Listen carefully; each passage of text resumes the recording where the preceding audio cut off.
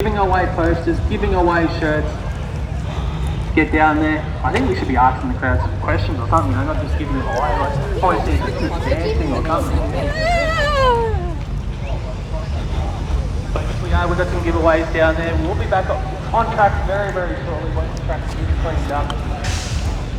In the meantime, if you haven't checked out all our traders, we do have that trader alley going on the Jamboree.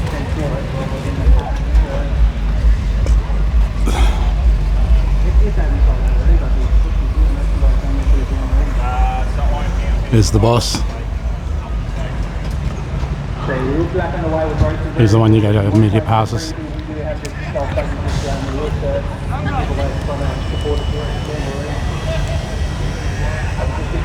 Garrett Brisbane Jamboree. They are the leading automotive cargo company in modern technology solutions. Every major automaker in the world. They're innovative cargo technology for all applications. Vehicle performance, fuel economy, and driver. They cover a full range of engine types from sub-1 litre climbing three-cylinder engines to premium and high-performance V8 and V12. Keep changing to Garrett Brisbane Jamboree.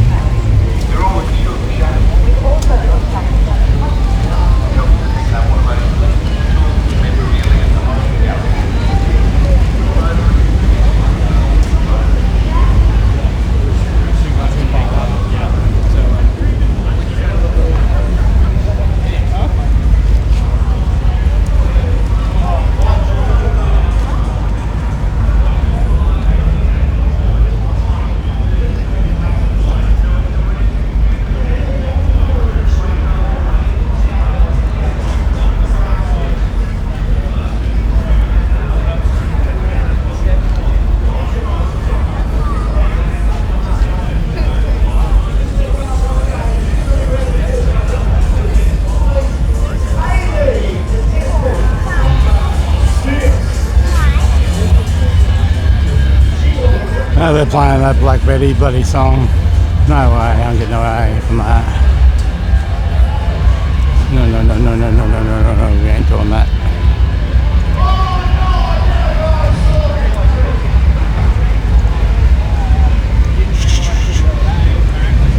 And he was like, I said, oh, I bought the car. Just have to hang around here until it starts.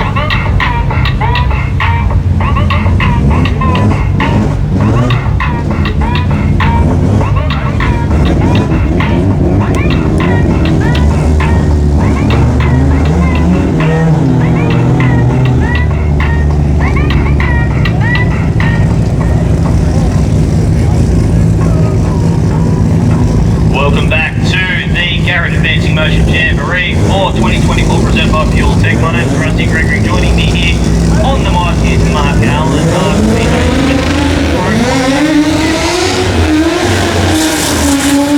And a big hello to everybody both here in the venue and watching online on the Jamboree YouTube channel. If you haven't already, please do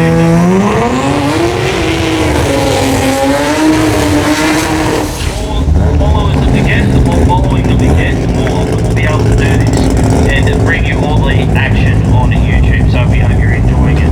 So, Pro Compact, what have we got? It is Alan Dodd in What Up G taking on Lee Doherty in the world's angriest Lemx. This is a very, very freaking car. And not much separating these two cars. In qualifying, Alan Dodd was now number 5 qualifier. He went 7:31 in qualifying. Doherty was 7:14 in qualifying. So only 900 of a second separating the two.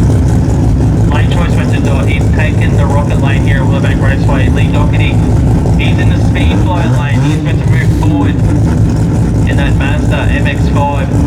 These guys were all just about ready to go dancing and got shut off earlier on.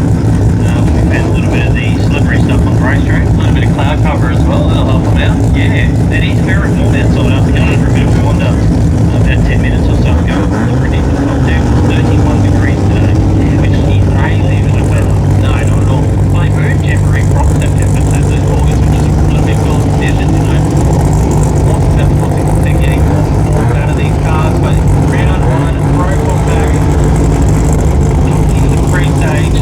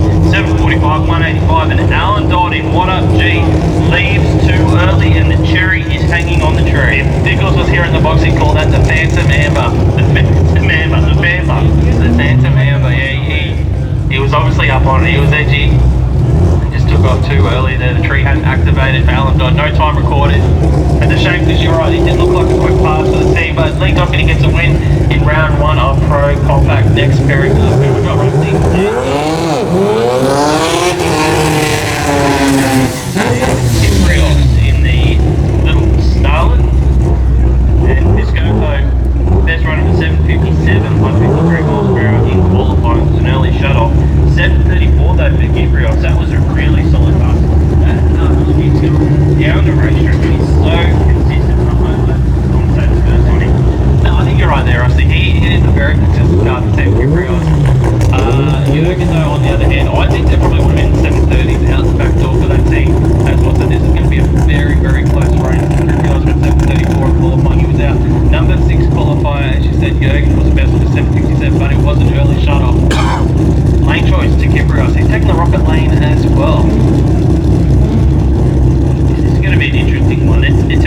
surprising that Kiprios' car is as consistent as it is and as predictable as it is, because it is such a short wheelbase, high center of gravity on that car. They've got the setup absolutely nailed, and anything they do, they don't try and make big changes to this car. They just kind of creep up on it. The wheelie bars almost look longer than the car itself. I reckon if you took a center line from the rear axle to the wheelie bars, it would be nearly longer than the wheelbase to the front wheel. But we are just about set for a start. Brake compact, brought to you by McDonald's. Victoria taking on set.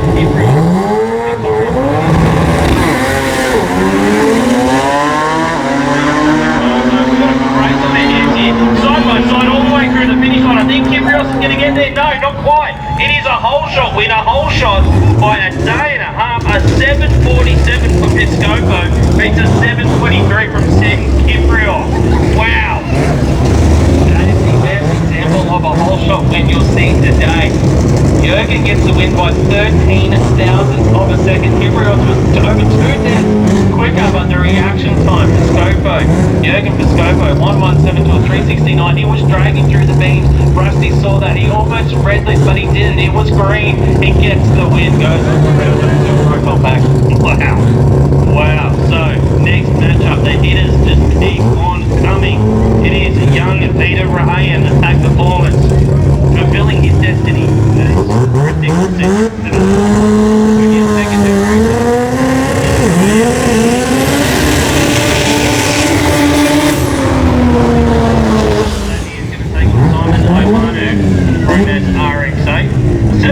Yesterday was a really solid run, put him in number 2 qualifying position.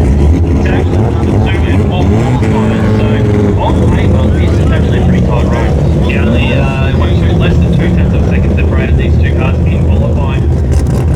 Simon Anu went 190 miles an hour, ran with 189 miles an hour, so performance-wise, horsepower-wise, very, very similar. Is compared to the average.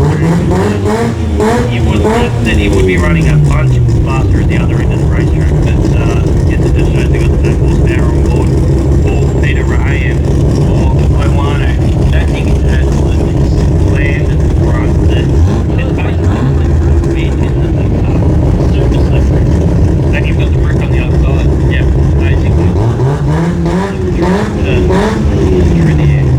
It's not quite.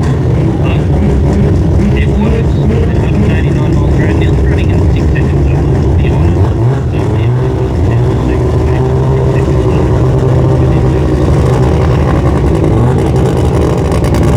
Peter Rahayan pulling up yellow wearing three, taking on Simon Iwano, the RX8, 13,800 him. What's the speed limit here?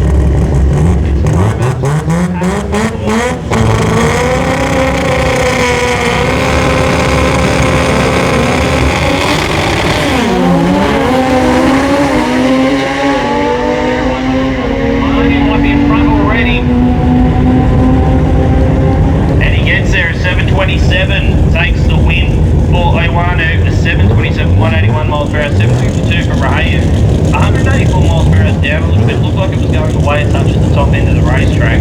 He had a big hole shot, 084 on the trees, was 0.175 for Iwano, but it really didn't matter in the end. Margin of victory over 1.5 tenths of a second. So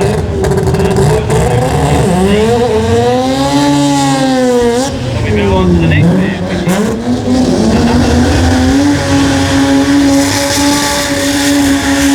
taking on another RX3 in the hands of Ben Palmer. Obviously, he's matched up to your profile background, one or anything. Now, Taylor's taken qualifying. Palmer was at number 9 qualifier with an 875. Griggins was at number 10 qualifier with 1165. Did not get a clean pass down the track yesterday, but we know he's got the capability. Actually, just looking at Ben Palmer down track where you can see Griggins is just here behind the start line, but Palmer has actually stopped around 300 foot down the track. The door is open. Yeah, no reverse gear. No reverse gear. We can see his crew member just running back here. Yeah, they'll have to retrieve that car. They can't send it where that is. He's got reverse gear now. Alright, he's backing up. And Tony Griggins has shut his down, thinking that they might. I'm assuming they'll probably think. I think they gave him the sign to shut down.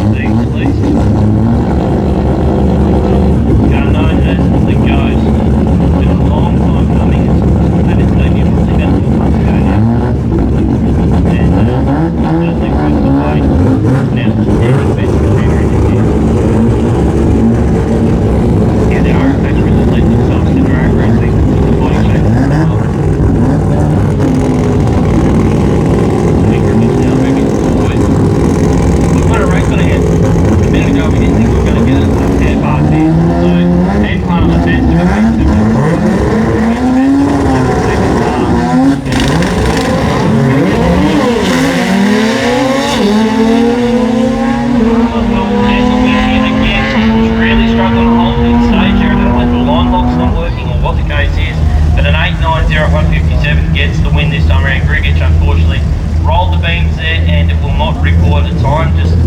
It went into full stage, you rolled it in and it just didn't stop, unfortunately. They just kept moving there, so that's unfortunate for the team. But it is round robin today for the Pro Compact team, so we will see them out again later on. Hopefully they can get that sorted and get the car staged and get a representative time down track. Big field in Pro Compact here this weekend, and it's great to see just the variety of cars, the calibre of cars that we have got. You can see Eddie Howard rolling up the line now. He's going to take on Justin Gregory in the Black Track Performance RX-7. Two very, very different style of cars here.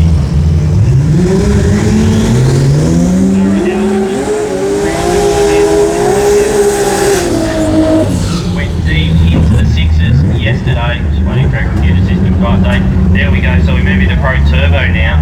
And we did go deep into the sixes, a 646 to back up to 652 and a 653. So he's not just quick, he's consistent. Justin Gregory, on the other hand, a best of 7:33 in qualifying. It was the best of the bunch, basically. NATO 4 and a 17-second pass. Not really representative of what we know this car can do. He's got a job ahead of him here, though, to take down Eddie Howard, number 1 qualifier, but stranger things have happened, though. Oh, absolutely, mate. Race day, it's a brand new day. You can't really take what happened yesterday, 2 days, because you're only as good as your last pass. And anything can happen right now. Very changing conditions here at the moment. There's a bit of cloud cover around, as he touched on. But it tends to go away and come back and go away and come back. And there's also a little bit of a headwind out there looking at some of the feather flags that are flying around. So will that come into play? Well, we'll find out very shortly. Well, consistency breeds wins. And Eddie Howard, those 3 laps yesterday, especially in the conditions that we had yesterday, like that is really impressive. Yeah. It was hot and sticky and muggy yesterday. Yeah. And just go, 650, 650, 640, number 1 qualifier.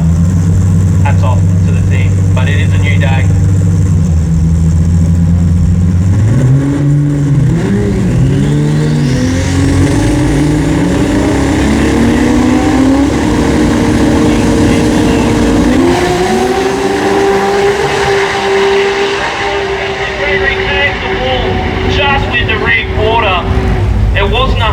But it was definitely a touch, and it kind of takes the shine off the win for Eddie Howard, which is 664 at 219 miles per hour. Take nothing away from him. But Justin Gregory got out there and just spun the tyres and washed out and tagged the wall. It wasn't a hard one, but there will be some damage done from that one, Mark.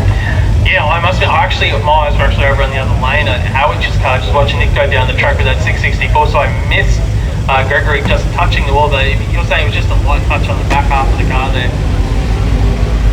Yeah, just kind of washed away, and he just about, I think he almost straightened it up, and I was worried it was going to be a full side slap, because sometimes that can be a bit worse than going in head first or tail first, but he kind of pulled it back across and almost saved it. I think he only just tagged it with the left rear quarter panel, so just flattened it out a little bit. Here's the replay, have a look on the screen now. Keep your eyes on the car right on the screen. Justin Gregory in the Black Track Performance RX-7. He almost went too deep. He rolled it in deep and almost rolled it all the way through the beams, and it was about, yeah, we're going to miss it in that shot, but it was the reverse shot that we were looking at. That camera is literally right in front of us here in the commentary box, so that's the angle that we had on it, and it just washed out ever so slightly to the right, and when it came back across the racetrack, unfortunately pancaked the side of that car, and that is not what we like to see at all. Just having the track walkers making sure that there's nothing untoward out there. I don't think there was any fluid under the car or anything. I think it just spun the tyres and washed out.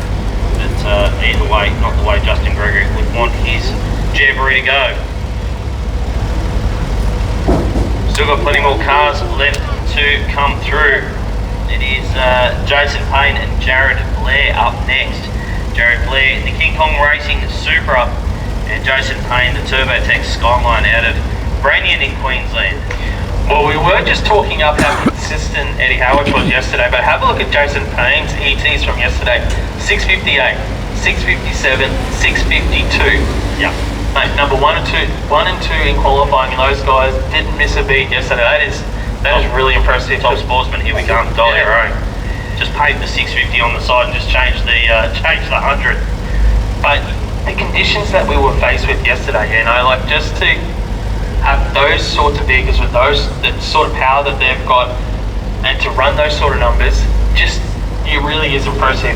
Absolutely, well over 1,000 people watching with us along on the Jamboree YouTube channel. Make sure if you haven't already, you do like, subscribe and share, and let everybody know about this fantastic event called the Garrett Brisbane Jamboree, presented by Fuel Tech. Again, massive thank you to Garrett, to Fuel Tech, to Bullet Race Engineering, Platinum Racing Products, PRP, and Herman and the team, the Oceania College of Technology, Precision Turbo and Engine, McKern and Associates, every trade group, the Earth Moving, Mobile Auto Electrical and Air Conditioning, Speedflow, Bosch Motorsport, Mainline Dyno Technology, Castrol and PRP once again, Shannon's Insurance for their support of the show and shine. The thing that always strikes me about Jamboree is just how many companies get on board and how many companies do such a great job of activating their sponsorship with the trade stands, with all the different activities going on around the place. It really is not just about the racing, it's a festival of speed. And you're right, that's one of the good things about the Jamboree event. It is a massive festival. Not only we've got the action on track, there's so much happening in the pits, with the teams, with the things that we've got there for the kids, the trade early, as you said. It's just one of those events that you want to be here just as much for the action as what you see off the track as well. Actually, you're right about the kids as well. They've got the kids rides over the back, the teacups. I'm pretty sure I saw you. That's why you never run a stream through a server. I don't know whether you wanted everybody to know that, but Unless you got a really good server. It is what it is, mate. You love what you love, Yeah. right? So, I'm a little tick. Glitch time. Jason Payne, Skyline. Get the racing back on track. That's it, they lost all their viewers too, because now we're just trying to get they had thousands yesterday. Super down here. That car was pretty quick yesterday, 768 at 193 miles per hour. 193 miles per hour says to me that should go a fair bit quicker than a 768. The horsepower is there, so it's showing the horsepower. Speed is horsepower. Yep. Actually, so 193 Actually, miles I'm an hour. back in the stand. And it's those conditions that we talked about yesterday, it's those tricky conditions, getting it off the start line. Payne had no idea.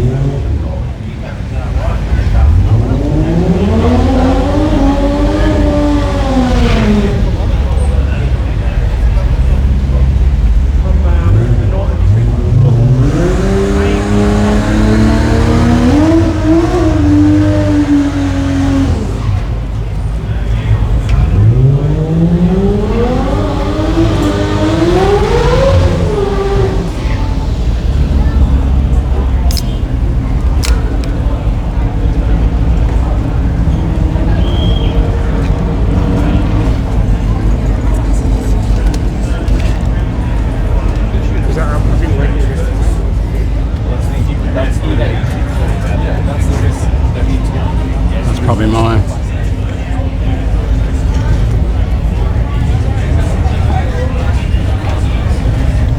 A little small thing.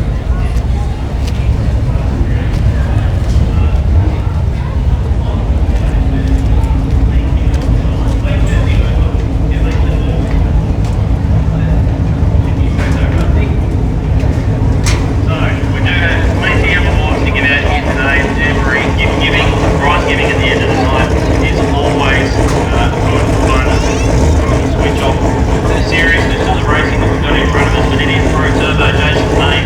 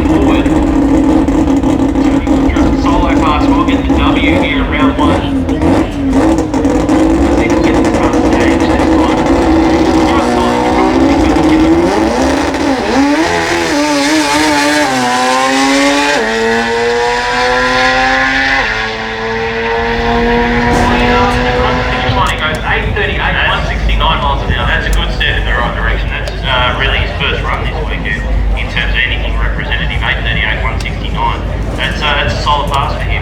Yeah, he got it to clean back up. It was a little bit, you know, spin on the start line, wasn't clean there in the first probably 100 feet on the track. So there's a lot more potential there for Tony Goodrow. But it's a win here in round 1. He goes into round 2. A little bit of confidence. Absolutely, we're going to move into every trade group pro mod now. Round 1 of racing. And again, this is another category that's absolutely turned it on. Paul Merry rolling up to the line in his twin turbo. No, that's the road. Comes down to 592, but really struggled in the second and third round. Alright, he is on a solo pass in this prime round, and that is just a bad zone. He's shooting it over. As we said, he's built to the racing start, but actually not yet. One mile run on the racing side we've ever seen in this country during testing for this event. At a 585,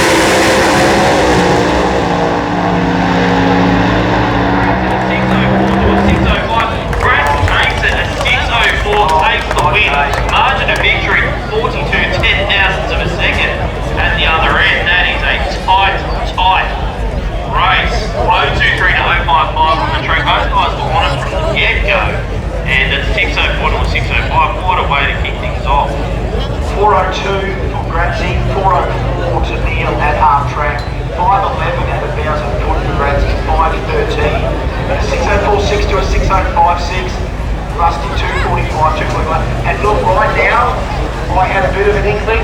Someone stayed on the throttle way too long. That's why we've got action down the bottom right now. Yeah, it did sound that way. There was a throttle hung there through the finish line. I don't know whether it was Murph or Gratsy, but one of those two guys, that throttle was on a long way past the finish line. But you know when sound travels back from a distance, it shouldn't take that long to go off the throttle. Yeah. So someone's gone deep, I would say. That's why we're racing down there right now. Probably in the net. We will stay tuned as to what the outcome is. That's the case. Takes 2 hours to change the net. Whoever it was on deep, because one thing when you go down deep, the thing's accelerating. It could be 260 plus mile an hour. You've got to get those chutes out, turn the motor on. We're all action stations down there right now, so we've just got to stay tuned, folks, and just sort of just be positive. See what happens. Sit tight. That's all we can do right now. So Sit tight. We'll wait for the top end of the racetrack. We do want to thank everybody who came out to Jamboree today. It is a spectacular day. We've got so much racing ahead of us. That is for sure. So much racing ahead, and a big hello to everybody watching online on the Jamboree YouTube channel. Make sure you do like, share, and subscribe. If for no other reason than to make Chris Nichols feel well. Okay, so we've had a fair bit of action down the top end of the racetrack. Both drivers are out of the car. First of all, that's what we want to hear. Both drivers are okay out of the car. Put your hands together, ladies and gentlemen. We do have one car in the sand, and we do have one car that has gotten into the wall down there as well. So we don't know at this stage who was who. Right, Murphy into the sand. Oh, this is not the net. Unfortunately. Wyman and Gratsy deep and Murph into the wall. So Okay, so we've had conflicting reports up here. but I understand at the least that they're both okay. That's the main thing. That's good. Absolutely. So again, you wish you were flying the wall right down the end when you had those two things screaming through the traps as they were on a neck-and-neck drag race, 42,000 at the stripe. And then we hit that one hang, and it's like, well, Gratsy could have been Gratsy because he's the deepest, right? Yeah. Now, whether or not Murph, and again, they're right beside each other. Murph, you would think when something's hung on the throttle, he's way past Murph in the end, but again, if Murph's laid on the chutes, again, if there's chutes involved, sometimes they get caught in each other's chutes. Look, it's all speculation at this point, but you know, a lot of the time when you've got the two cars on the racetrack, when things get out of hand to one car, sometimes it can tie up the other car. I'm not saying that's what happened, but we have certainly seen it happen before in drag racing. So the great